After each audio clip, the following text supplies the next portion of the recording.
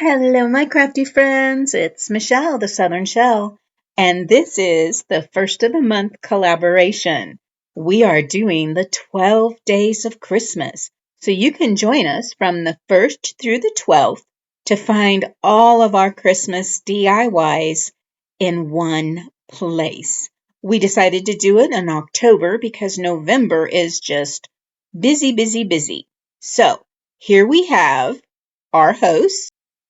Brenda with Rustic and Lace DIY, and Jackie with Crafting in Mimi's World.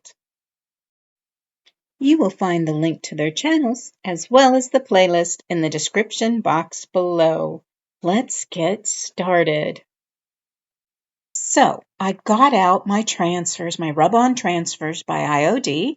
I got them at Stella Rosa Mercantile. I'll leave her link in my description box below. She's wonderful. I picked out some real pretty images that would fit on these acrylic slabs here that I have that are cut out in bauble shapes. I had gotten those on Temu quite some time ago, and I think they were less than $1. So, and it was a pack of, I think it was a pack of 12. So I'm using 6 here, and I'm going to create 6 ornaments using this pretty IOD transfers from this year's book. Oh my word, they're just beautiful. I had started and created some earlier, and I forgot to take off the protective coating on the acrylic baubles, and I just ruined some beautiful stickers. Well, transfers. Here I'm just taking some pieces that were cut off of some of the larger images, and I'm placing them around some of the images that were a little less full throughout, like the little mouse is pretty blank up in some spots there, and this particular candle was pretty blank on the tops there too. So I just took little pieces here that I cut off when I was placing those on and just used the end of a Cricut tool here and rubbed those on to the particular baubles. And I love how those images and those colors, they just all go together because they're all in that same book, and it just made it look just beautiful. I am taking some antique gold rub and buff here, and I'm using a sponge dauber, and I'm just going to dab that sponge dauber in that rub and buff, and I'm going to dab it all the way around the edges of these ornaments. And that's just going to pull out those gold colors in my baubles. Now there I just sanded off a little edge that had the transfer that went over the edge of that bauble. So I just sanded that off a little bit to give me a smooth surface there. Once I get that down, I went ahead and flipped them over and just cleaned the back side, and just to make sure that I didn't have any fingerprints on there and that it was just clean, because I had done that to the front of them, but I wanted to make sure they were clear and beautiful for what they were. Oh, they just turned out so pretty.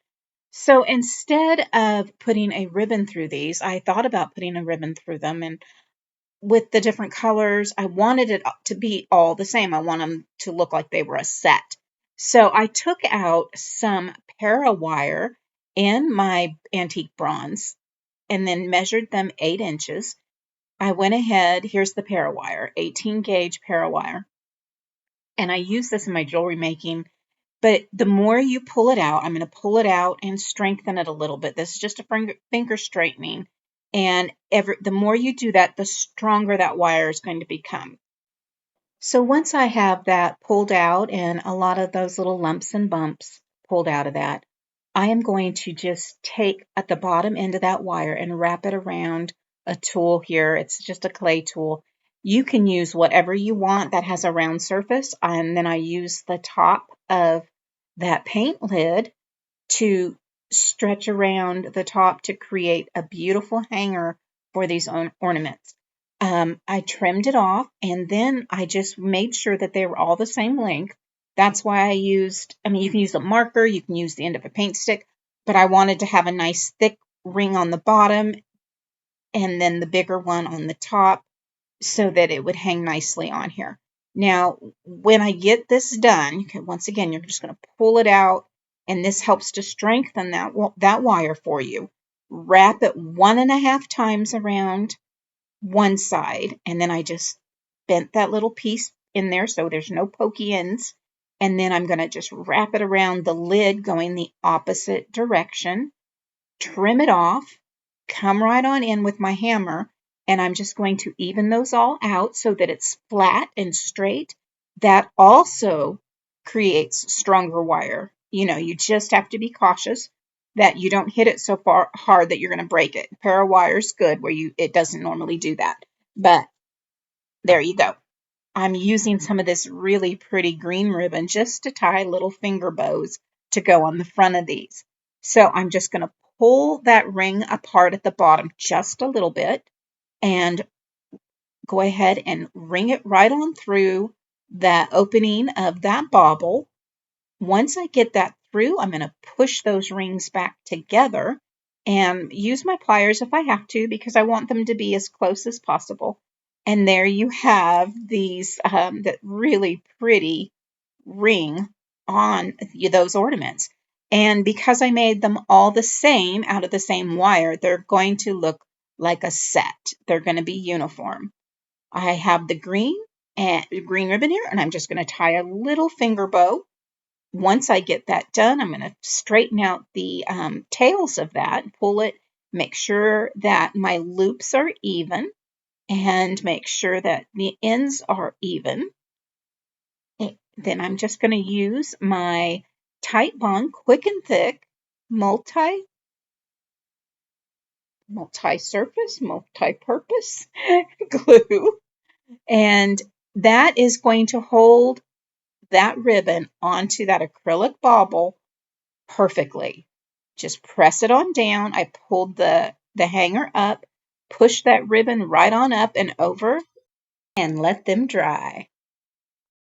So here you have it, my friends. Here are all 6 of my ornaments for day 1 of the 12 days of Christmas. I really hope you enjoyed this video and it has given you some inspiration on creating ornaments for this coming holiday season. Guys, thank you so much for joining me. Your time is precious and I know it. And I appreciate you taking time out of your day to spend with me. If you like this type of video, please give me a thumbs up. That lets YouTube know that you like it and others may like it as well. If you've not subscribed, I hope you will consider doing so now by hitting that subscribe button and the bell notification. YouTube should notify you when my next video has gone live. I do have a Buy Me a Coffee if you are interested in supporting my channel. I will leave that in the description box below as well.